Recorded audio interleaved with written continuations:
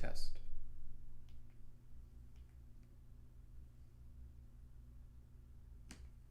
Test.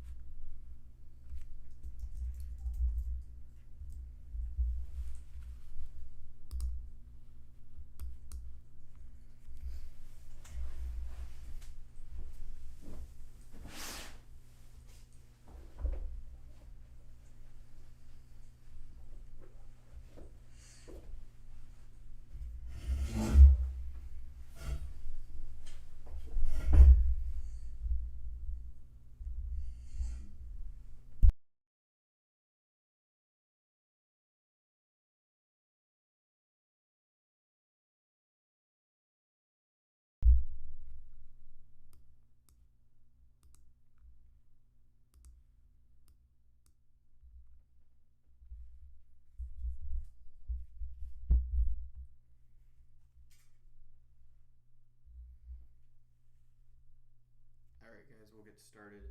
See, I think Spencer's on.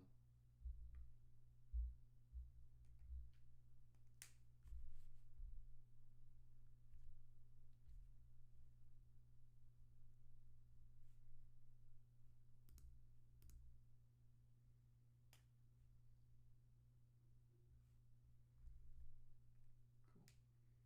Well, what's up, guys? Welcome back to the weekly Stock Talk update. I'm David, and we're going to be talking about Ukraine, Russia, overall market commentary, what that looks like for macro. So literally anything that we can talk about, we'll be discussing. Give some tips on how to play what's going on. Some things popping up in the economic calendar as well. So all types of cool things. I'll first start off. We'll just look at some of the economic events happening. So we'll go to, if I type it in right, investing.com.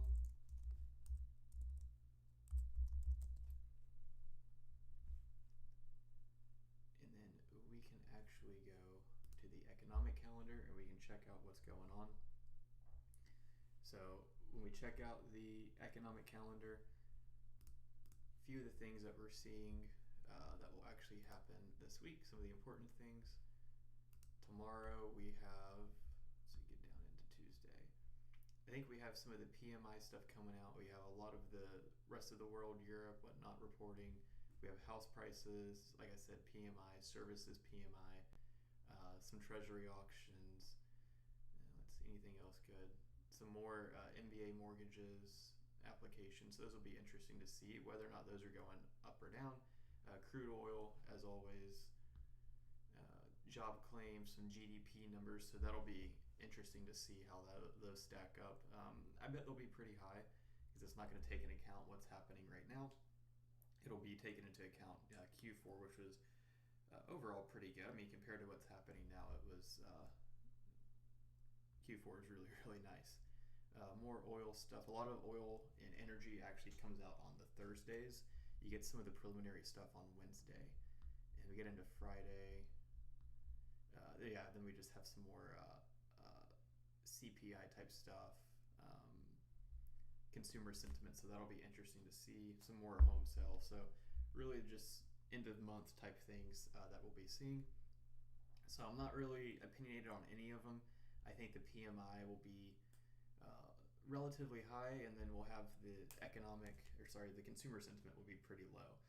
So we'll see what happens. If those are low, you'll actually see a big decrease in the economy. But what I really want to get into here is going to be, we'll click this thing, we'll kind of read what's happening, but talking about Ukraine and Russia. So I think it's really interesting what's happening. We're seeing now that Putin is ordering some of the troops into eastern Ukraine. So those two regions of eastern Ukraine, they actually announced that they would become their own independent states, essentially. And now Putin has put his troops there, kind of like a tactical advantage, right?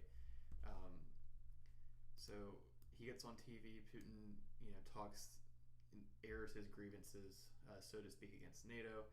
He's saying that because of the things that NATO and the Western governments are doing, it threatens Russia, maybe. And he's also talking about how he's discussing with President Macron and the German Chancellor, just talking about diplomacy stuff, right? But here's the thing: the world is talking so much about Russia and Ukraine going against each other that it almost doesn't even make sense, right? They keep discussing, they keep going back and forth. I think Putin has gone a little bit too far. He was, playing his cards just right, and now he's kind of trapped. If he backs down just out of nowhere and gets no concessions, it's not a good look. He looks really weak. But then if he goes and he invades, he's risking all types of economic sanctions. He's risking war. He's risking all these things. So I think he's actually in a peculiar spot. I think that they'll give in to him on some level. I think what he really, really wants is he wants the ports and the shipping and the trade that's coming out of Ukraine. I think he wants some more seats on the Western alliances, on the NATO stuff, and maybe not necessarily specifically on NATO, but he wants to have more power. He wants to have more influence in Asia and especially over Europe, right? So I think he's got a really interesting spot on how he's doing that. He's definitely squeezing oil. We're going to take a look at that. So that's a nice segue into oil and what's happening here. We'll just look right at oil. So you should get a nice chart. If you guys have questions, definitely feel free to throw them in the chat. I'll be sure to answer them for you when I see them pop up. But what I want to look at here is oil. We just see that it's really, really starting to peak. It's maybe doing another run. We got a big run here and then a pullback. So it's just kind of consolidating. I think it's waiting for the next solid thing coming out of the Russia-Ukraine deal, because we know that Russia has a lot of influence with oil prices. They're tied with OPEC in some way. So we could see some things happening. But here's the thing: is that I'm almost contrarian. I feel like because that they're doing, Russia's got the squeeze on oil, that it's almost like, if they end up peeling back their troops and end up lowering their tension and their hostilities towards Ukraine, we'll see this thing pull back. I feel like it could go back to 85 or 80 right when we started the year almost. So I think that's something to keep in mind. I do, full disclosure, I do have a short position on oil. and by the way, this isn't trading advice, not financial advice, just ideas. I don't know anyone's financial circumstances, so definitely be sure to talk to one of your advisors. But this is what I'm seeing here, that I think that with this stuff, we're going to be pulling back. We're going to be going back to the 80s. Now, if war does break out, I think 100 is definitely doable. But I think we get anything over 100, you're going to have OPEC immediately saying, "Hey, we have to flood the market," right? I think we might see something similar to that. So I could be completely wrong. I kind of hope I'm right though, because I definitely don't want to see oil going anymore. It's wreaking havoc across the entire stock market. So we will definitely take a look. Now we can look all day. We can look at the S&P, but it is what it is, right? So the S&P is not doing too well. Definitely pulling back off of that level. I think we're down to maybe 10% off on the year. So roughly 10, maybe 8 or 9. So not great at all. And I don't even think it has anything to do with economic environments, right? We're talking about rate hikes. We're talking about Russia, Ukraine. What I think it is, I think it's a matter of stocks coming back to their real valuations, right? Because when we think about what happened in 2020 and 2021, interest rates were extremely cheap, right? So if you don't know what I'm talking about, this is going to be the 10-year yield. This is a really good proxy for that type of stuff. So we'll pop in it.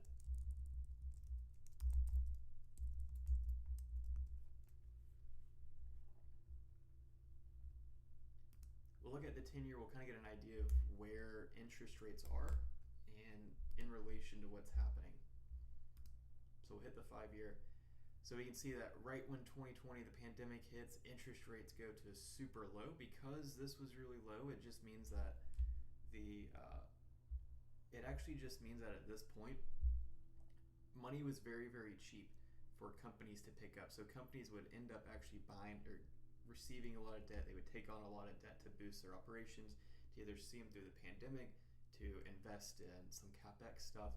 And now what's happening is when analysts redo their formulas every couple of quarters, every year, now they're factoring a much higher interest rate, and they're almost projecting an even higher rate. And when they do that, it drops down the price. So we're seeing a lot of these companies come back to fair valuation. So anything that's a tech stock, a small cap, anything that relies heavily on debt, they're immediately getting crashed. And what's doing really well right now, it's actually going to be those cash flowing stocks.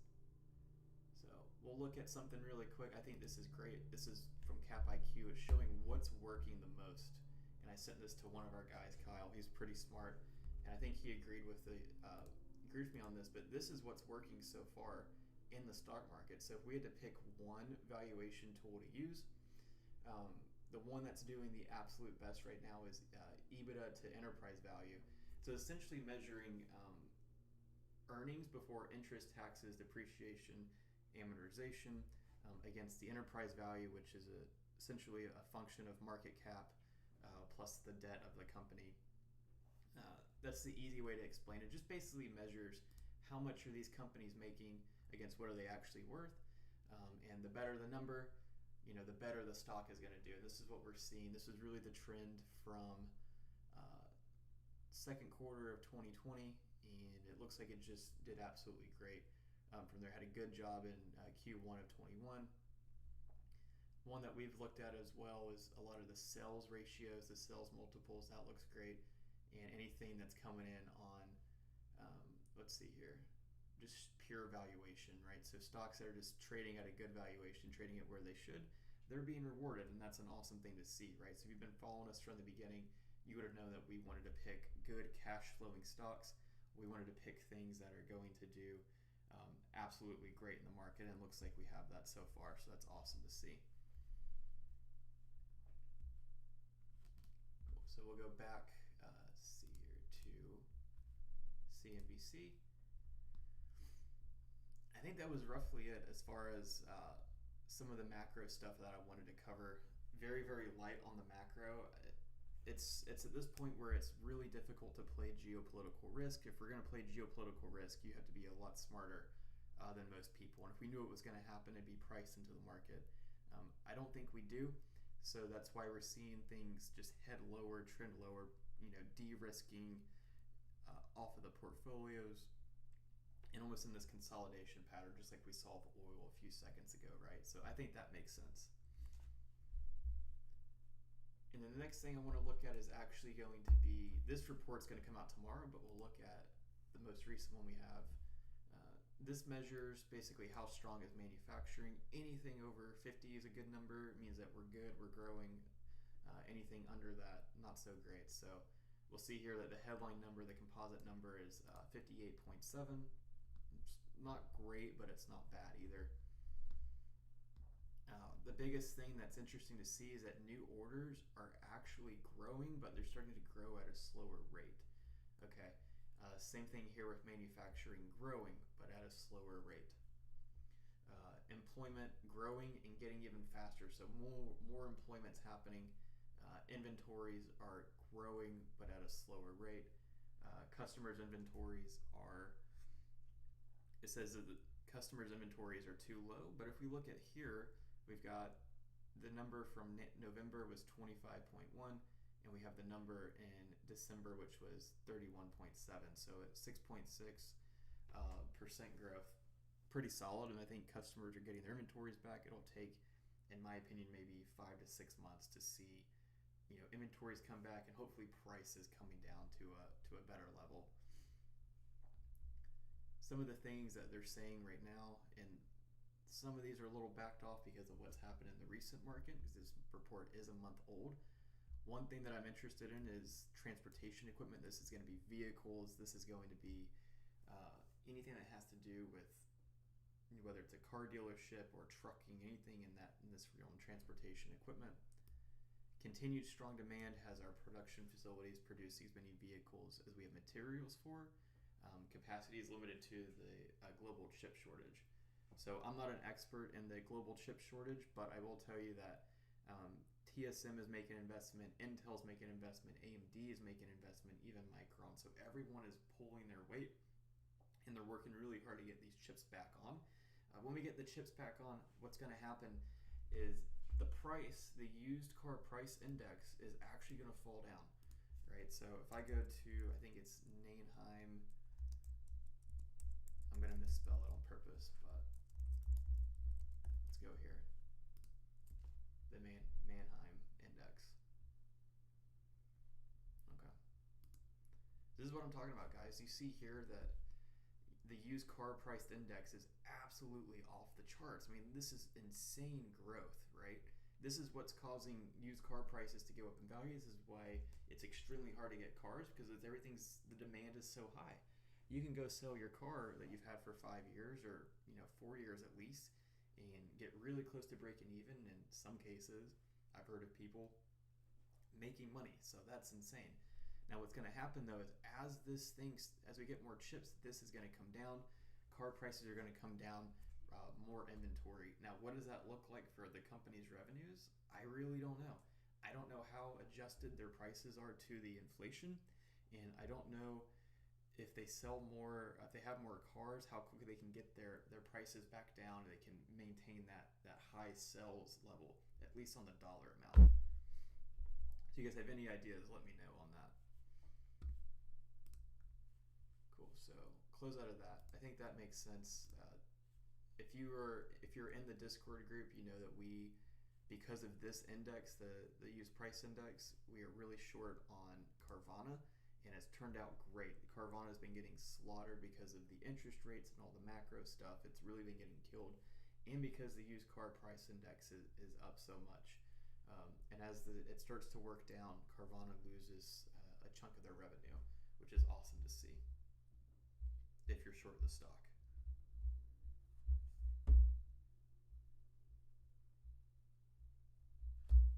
Cool. Let's see. I'm going to turn the mic up real quick.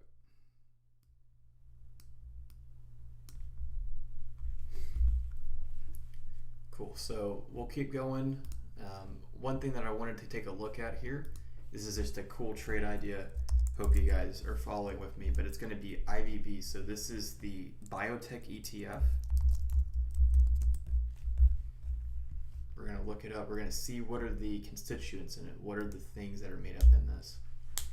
And this is a pretty cool macro idea. And part of the thesis behind this is that a lot of these companies that make up let's see if we go down here. So a lot of these companies that you see right here, they're on the smaller side, right? They're less than $1 billion in the stock market. That's not a big number, okay? Now what's going to happen here is that, let's see. So as we get into the valuations of these companies, and what we have to understand is that as these companies, their patents start to expire, they don't want to pay the money to renew it. So we're going to see a lot of M&A activity happening with Big Pharma. And when Big Pharma acquires these companies, it's going to send the share prices of these companies up through the roof, right? Because they're going to pay a premium to acquire that company. So then we'll have the biotech ETF, for instance, is just an idea. But we'll have this ETF absolutely off the charts, starting to grow, right? And because that's going to be the main driver, you will see the value of it completely grow. And also, healthcare is a great hedge against inflation. It's one of the top hedges. I think it's commodities, financials, and healthcare. It's one of the top 3 hedges you can have against inflation. And it'll do just a really solid job of popping up there, helping you out a little bit, getting used to the inflation of the stock market, and getting away from declining margins, right? So hopefully that makes sense for you guys. Let's see. Are there any stocks anybody wants me to cover, take a quick look at real quick?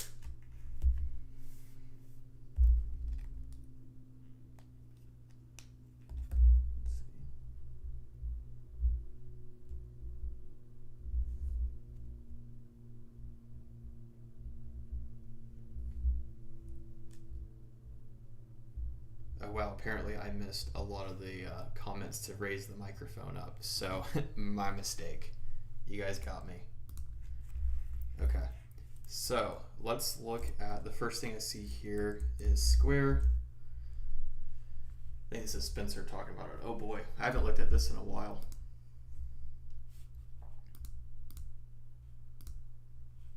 Okay, cool. So this is Square, and what we're seeing with Square is, again, just getting punished from the interest rates, the high multiple that it had on it, the historic multiple, whether that's price to sales or price to equity. I'm going to take a look at actually at their EPS, see what they're actually making, because this will tell us what's going on with Square. And also, you're right, Spencer, the Bitcoin, they have a lot of affiliation with Bitcoin, with crypto, and so as you get a lower crypto price, that's going to send that thing down a lot further. So let's take a look, see what we got.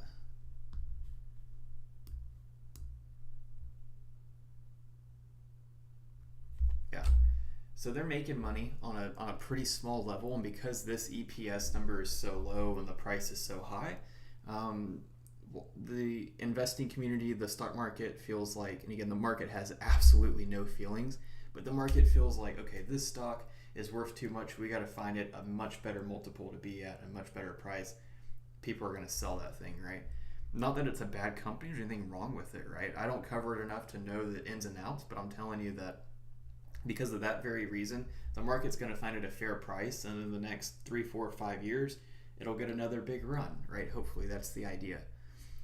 And one thing I want to look at with them is, let's see, I might be able to find it right here. Yeah, net debt. So it just looks like they have some debt, some things that might be servicing. Free cash flow, hopefully they're popping that up. Gross margins a little bit down. So if they're not keeping a lot of the money that they make, especially just right off the top line, that could be a problem, right? Cool.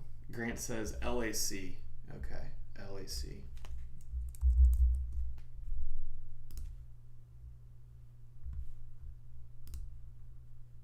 Let's see what this is.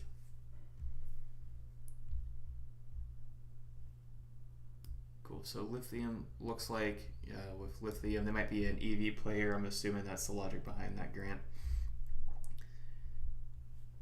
EBITDA. So not really, probably not making a ton of money. I don't see any price to sell, so they're trading on a price to revenue multiple, net income, not keeping any, capital expenditure, not keeping any. When was this company founded? Let's see. 2007. Okay. And we'll look at the key stats for the company. So it looks like they're maybe a Canadian company. Currency.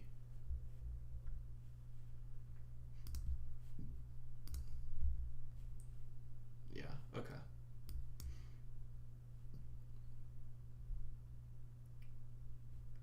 So I guess they haven't reported. I wonder if they're still, are they still listed in the US? I wonder. Let's see.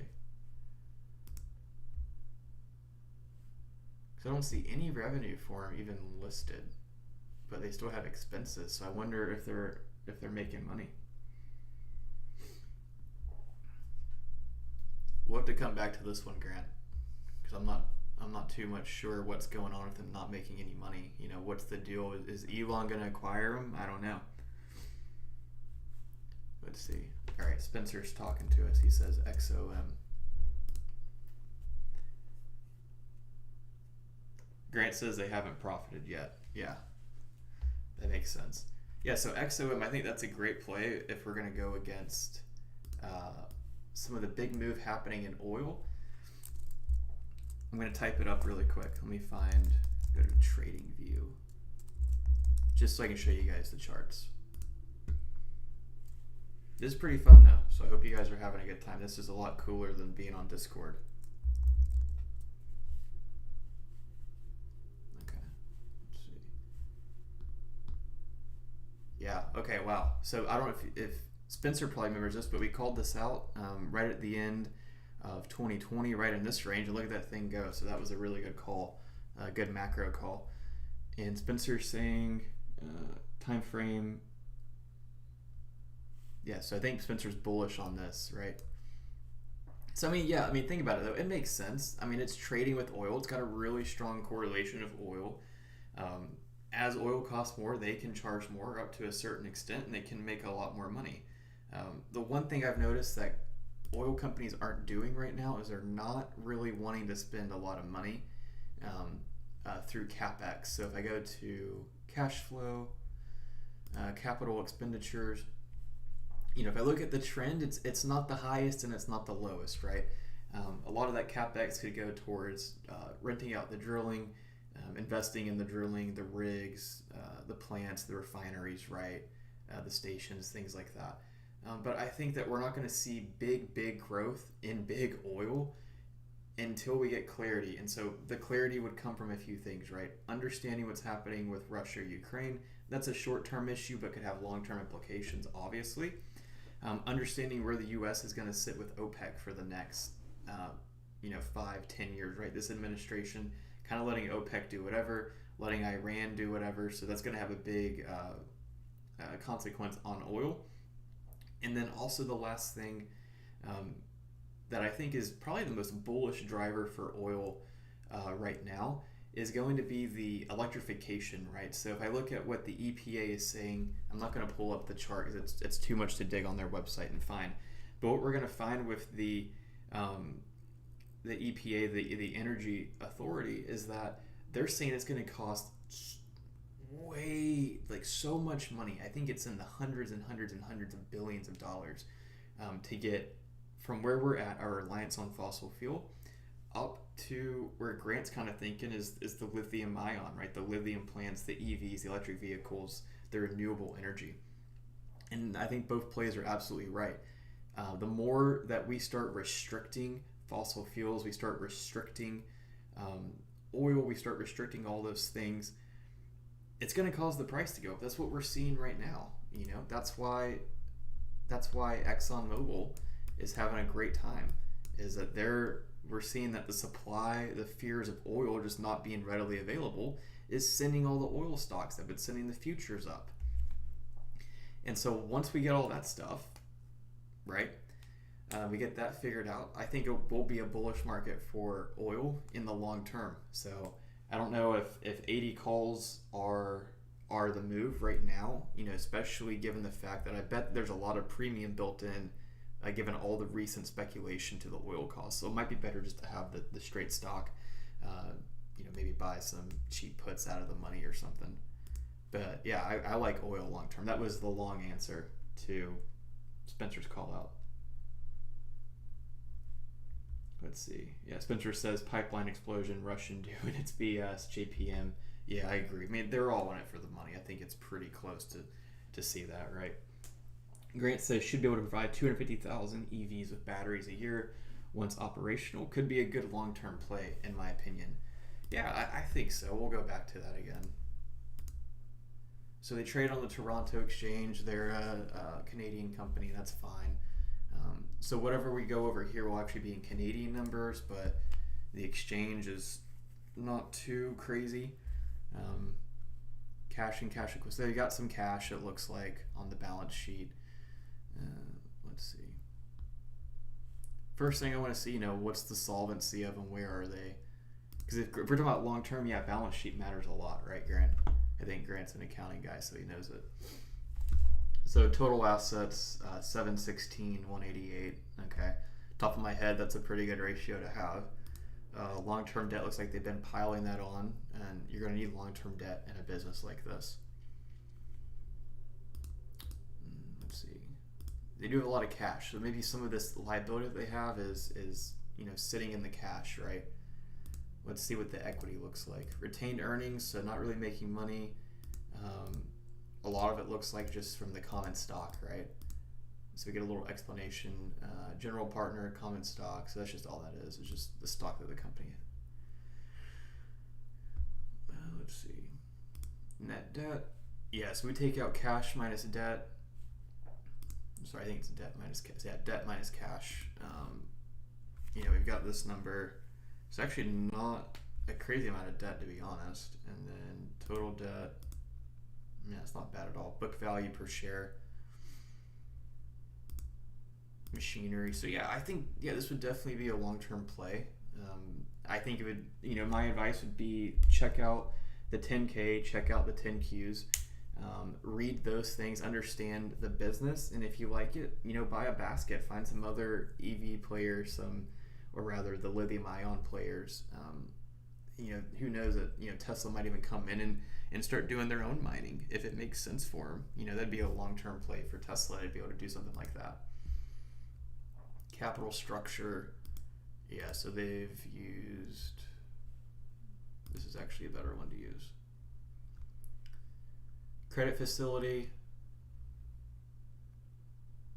so this is going to be kind of like their revolving, so to speak, some of their loans, principal due, that's a pretty high rate, 8.5. Obligation under office leases, that's the new thing. I think who would it be? Not SEC, but the accounting boards are making these guys do is start using the office leases had to be filed under an obligation, so it'd be a liability technically. 6-month LIBOR plus 5.5. That's pretty intense. But really, it makes sense though, right? None of this stuff really matters because these don't mature until 2024 or 2025. So if they're using a net debt to EBITDA ratio, that won't even matter if it's in the debt covenant, right? Because the debt covenant would specify they have to maintain above or below a certain ratio in order to not have to finance the debt, refinance the debt, or take on more shares, or So I think just keep an eye on where the net debt to EBITDA level is. I think it'll be okay. Some of the ratios, return on assets. Yeah, it's a startup. I mean, startup's probably not the right term, but it's they're growing, right? Is this the best time to be in a growth company like this? Maybe if you start a really, really small position, again, not financial advice, but really, really small position, and just add to it if you really believe in it. Total debt to equity 34. I mean, this is remarkably low, given the fact that a company like this is a good example compared to something like Burlington Coat Factory right now. This is crazy. Just an idea of debt to equity. Where would we be? Here we go. Yeah, debt to equity 635% on a retailer. Come on. And then long-term debt to equity, 58.5%. That's absolutely insane. Net debt to EBITDA, two times. So it makes you wonder, like, what are they actually making? Because that's really bringing that ratio down. And then total debt 2.7, just a little bit higher. But if you factor out the capex, you get a little bit bigger multiple on those guys. Cool. TDoc. I think they have earnings this week.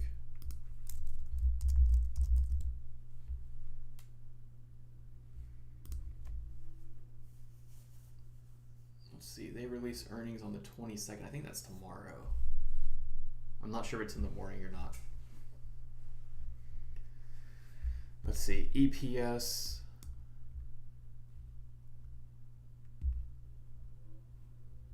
Yeah, so just, on a losing streak. Revenues are growing like crazy, though, so it looks like they must be really focusing on the expansion.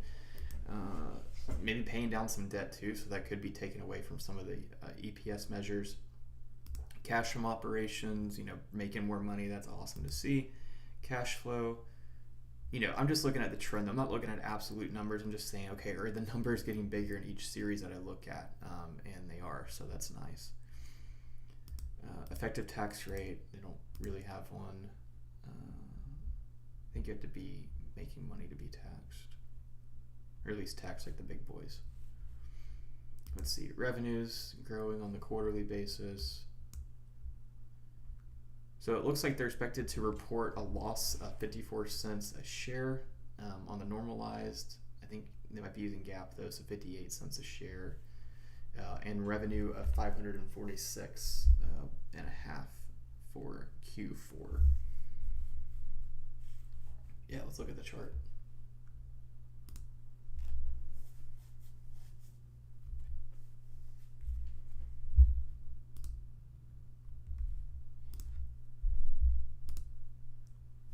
I'm going to take the volume out of this, and then we can actually look at the, let's see, we'll use EPS.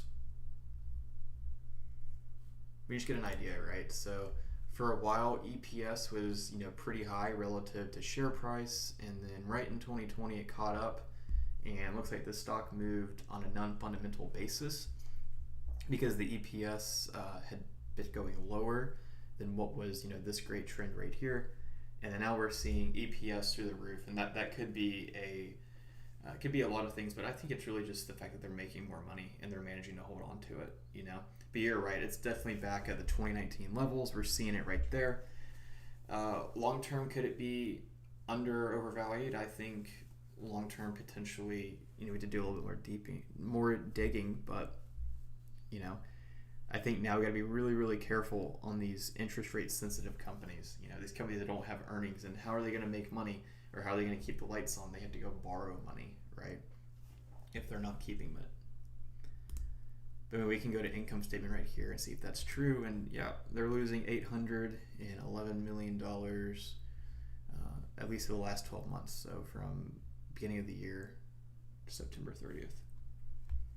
Yeah, I would agree. More bearish on the earnings, given everything that's happening. Then you have to wonder, if you're going to do a put spread, how deep is the put spread, right? Like, how richly valued is that? And then when you wake up, is your premium, your PL, are you going to be down 50% the next morning? That's the problem right now. Like, that's happened to me a couple times. I've been trying to do these aggressive straddles, or not even aggressive, just put them on, and I get down, Yeah, good open interest and volume. I don't have the options chain pulled up here, but definitely Spencer in the Discord, feel free to throw that in.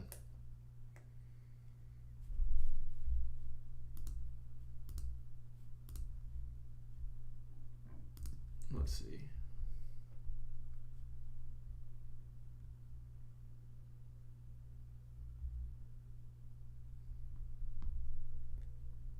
Yeah, getting crushed on longs. I think everyone is, core strategy going long short, it's starting to play out a little bit, but some of that option stuff just didn't play out right. Bullish on Disney. Let's take a look at Disney.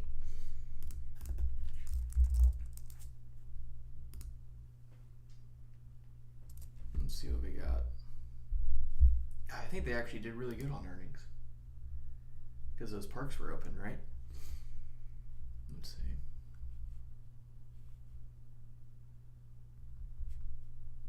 this quarterly here.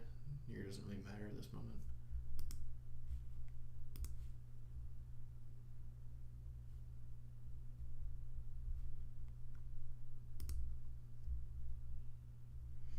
Wow, okay, they beat it by 68.25%. That's pretty good. Yeah, super packed parks. Yeah, I went to actually went to Orlando not too long ago, and it was just absolutely absolutely packed. I mean, people were just lining up in like the road. It was ridiculous. Okay, and revenue. Yeah, so making money in the revenue. I think there the story is, what's the gross margin? How is the margin doing? What are they making? Return on equity. That's a big number for me in these things, right? When there's a company like this, like Disney, that's well established, I want to see how good are they doing with my money. If I were to put my money into it, how well are they trading it? What is the net income over the equity? But I can see that it stands a chance of being good. I mean, retained earnings were trending up, and then they came down out of nowhere. It looks like they're back on the recovery. And because they're so far down, but the stock price is starting to move up, we'll look at this. Let's look at the chart.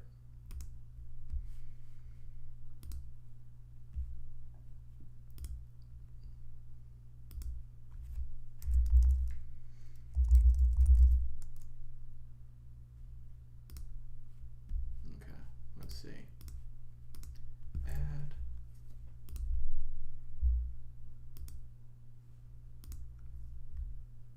Okay, well the chart's being funky, but we can see though that they're starting to make the money back, and it looks like where this stock price is compared to where that money could be. Yeah, I really like the idea of Disney, right? They're making more money. The stock price is at a good level that I think it could support that cash flow, could support it, so it'd be awesome. Yeah, Spencer says price double, lines double, content stream.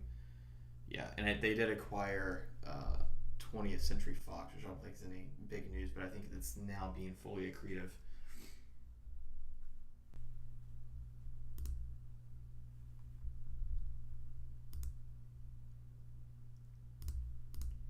Do they have a history of buying back shares? Yeah, so now we're just looking. I just want to get a little dive into the company, see what they're doing. Are they buying back shares? Looks like they issued shares. Annual is much better to look at for everyone.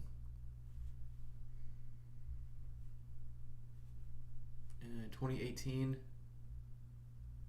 Yeah, so they've been issuing shares. So I would say, hey, let's look at, they're making all this money. The money's coming back.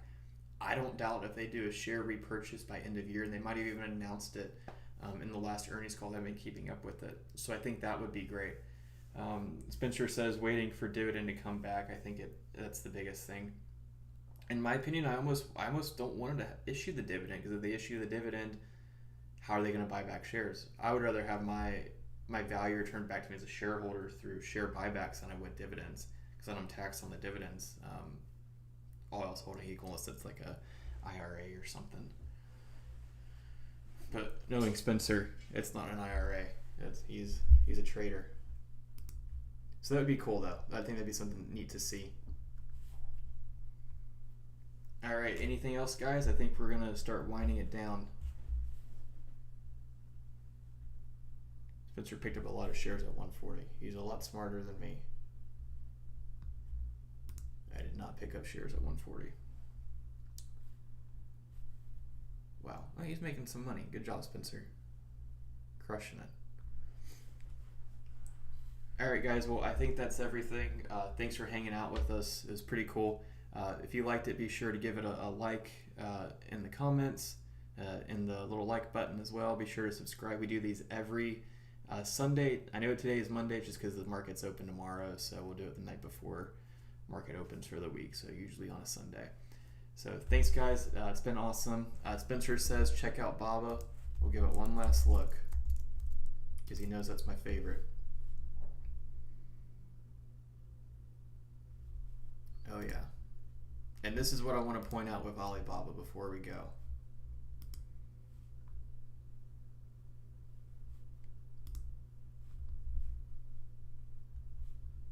And I hope hope that this chart works out right so everyone can see what I'm talking about. This is what I'm talking about. You can pick up the stock for the same price that it was in 2017, right? Roughly 2017. But now the earnings have nearly doubled, right? And this is going to, the data is a little weird because it's showing in the Chinese currency, but you can at least see the chart for what it is, right? That makes a lot of sense. It's completely undervalued. This is the same thing that Microsoft went through. They had a period of like 7 or 8 years where the stock didn't move. They had great revenue, they had great earnings, and this is what happened, right? And now we know Microsoft is, flirting that $1 trillion line with the big boys. So that's pretty cool. Since it says 120, yeah, I totally agree. I think they'll have a pretty good earnings call. That's another story for another day. Maybe we'll cover it next time. We'll write that down. We'll go over Alibaba. So, all right. Again, guys, thanks for hanging out. Be sure to check these out every Sunday night, typically about 7:30 p.m. on the Eastern time zone. If you have any more ideas, feel free to send them in. Join the group. Check out the links. Thanks a lot, guys.